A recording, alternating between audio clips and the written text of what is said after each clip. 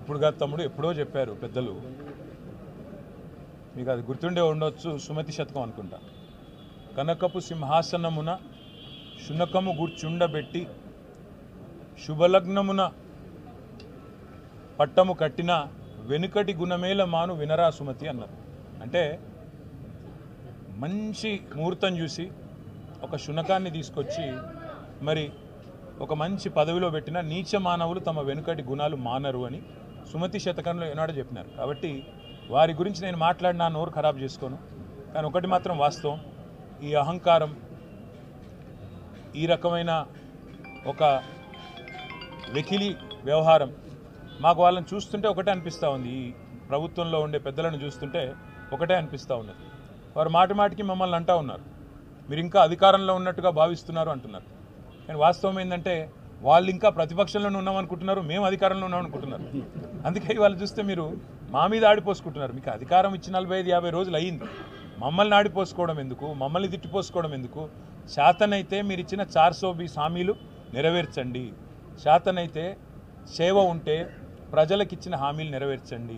వారు మమ్మల్ని వ్యక్తిగతంగా ఎంత దూషించినా, మాకు రాజకీయాల్లోకి వచ్చిన తర్వాత మీకు తెలుసు, ఈ దూషణలు ముఖ్యంగా ఇట్లాంటి కుసంస్కారమైన వ్యక్తులు ఉన్నప్పుడు తప్పవు. కానీ మేము ప్రజల తరపున మాత్రం వారిచ్చిన 420 హామీలు, అందులో 100 రోజుల్లో అమలు చేస్తానన్న 6 గ్యారంటీలు, వీటన్నిటి విషయంలో మాత్రం మా దృష్టి ప్రజల దృష్టి మరల్చకుండా చూసుకుంటాం. ఎందుకంటే ఇవన్నీ కూడా ప్రజల దృష్టి మరల్చే ఎత్తుగడలు, కుయుక్తులు. నేను ఎన్నికల ప్రచారంలో ప్రతి సభలో చెప్పిన, ఖచ్చితంగా డిసెంబర్ 9, 2023 నాడు ఇందిరమ్మ రాజ్యం ఏర్పడుతుంది. ఎల్బీ స్టేడియంలో ప్రమాణ స్వీకారం చేస్తాం. సోనియమ్మ వస్తుందని, సోనియమ్మ సమక్షంలో ఇక్కడనే ప్రభుత్వాన్ని ఏర్పాటు చేస్తామని చెప్పిన మాట నిలబెట్టుకున్నామా మనం? మీ అందరి సహకారంతోనే కదా ఇదే ఎల్బీ స్టేడియంలో సోనియమ్మ సమక్షంలో మన ప్రభుత్వం ఏర్పడ్డది. ప్రభుత్వం ఏర్పడ్డాక 100 రోజుల్లో మన హామీలు అమలు చేస్తామన్నాం. ఇవాళకి 50 రోజులు కూడా కాలేదు, అప్పుడే భిన్నా రంగాలు ఇద్దరు బయలుదేరి. రేవంత్ రెడ్డి ప్రభుత్వం అబద్ధాలు చెప్పింది. రేవంత్ రెడ్డి ప్రభుత్వం ఇచ్చిన హామీలు అమలు చేయలేదు. ఇంతకుముందే మా మిత్రుడు పొన్నం ప్రభాకర్ గారు చెప్తున్నారు, మనం బస్సు ఉచితంగా ఏదైతే ఆడబిడ్డలకు ప్రయాణం మొదలుపెట్టినామో 10.5 కోట్ల మంది ఆడబిడ్డలు ఇప్పటి వరకు బస్సులో ఉచితంగా ప్రయాణం చేసిందని చెప్పిండ్రు. మీరందరూ ఆడబిడ్డలకు తెలంగాణ నలుమూలల ఉచిత బస్సు ప్రయాణ సౌకర్యాన్ని ఏర్పాటు చేసినందుకు సోనియమ్మకు కృతజ్ఞత చెప్పుకోవాల్సిన అవసరం ఉంది. ఇవాళ రాజీవ్ ఆరోగ్యశ్రీ పథకాన్ని 10 లక్షలకు పెంచి అమలు చేస్తున్నాం. ఫిబ్రవరి మొదటి వారంలో మీ అందరి అభిమానంతో ఇంకో 2 పథకాలను అమలు చేయడానికి మీ ప్రభుత్వం, ప్రజా ప్రభుత్వం సిద్ధంగా ఉన్నది.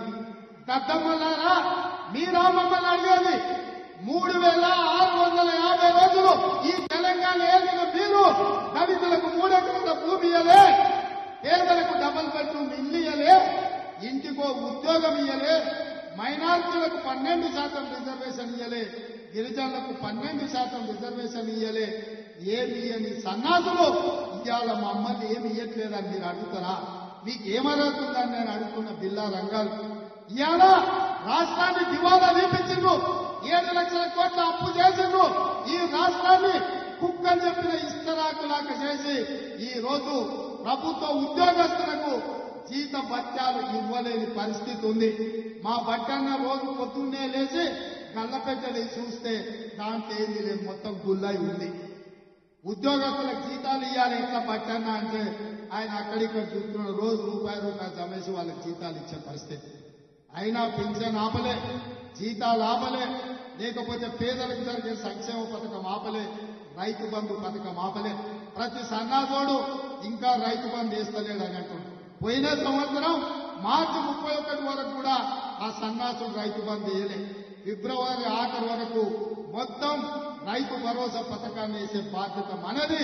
మీ అభిమానంతో ఫిబ్రవరి నెలాఖరు వరకు ఈ తెలంగాణ రాష్ట్రంలో ఉన్న 63 లక్షల రైతు కుటుంబాలకు మీ ద్వారా మాట ఇస్తున్నా ఫిబ్రవరి ఆఖరు వరకు రైతు భరోసా ద్వారా మీ ఖాతాలలో నగదు బదిలీ చేసే బాధ్యత కాంగ్రెస్ పార్టీ తీసుకుంటుంది. నేను ఇదే చెప్పదలుచుకున్నా. మిత్రులారా, ఒకవైపు సంక్షేమం, ఇంకొక వైపు అభివృద్ధి, మూడవ వైపు కేసీఆర్ చేసిన విధ్వంసాన్ని ఇవాళ మనం అంతా కూడా సరిదిద్దాలి. అక్కడక్కడ రేవంత్ రెడ్డి మేస్త్రి అంటారు.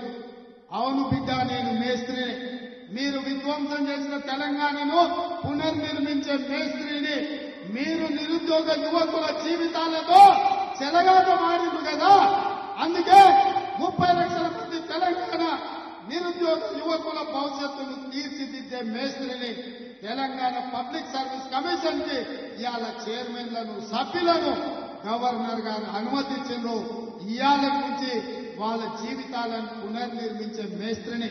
ఇదే కాదు బిడ్డ, కాసుకో, మిమ్మల్ని 100 మీటర్ల గోతి నుంచి పాతి పెట్టి మీకు గోరీ కట్టే మేస్త్రిని,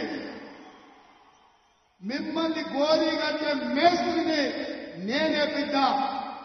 ఈ నెల చివరికి ఇంద్రవల్లిలో, ఆదిలాబాద్ జిల్లాలో వస్తున్న కాసుకోండి బిడ్డలారా, మీకు గోరీ కట్టం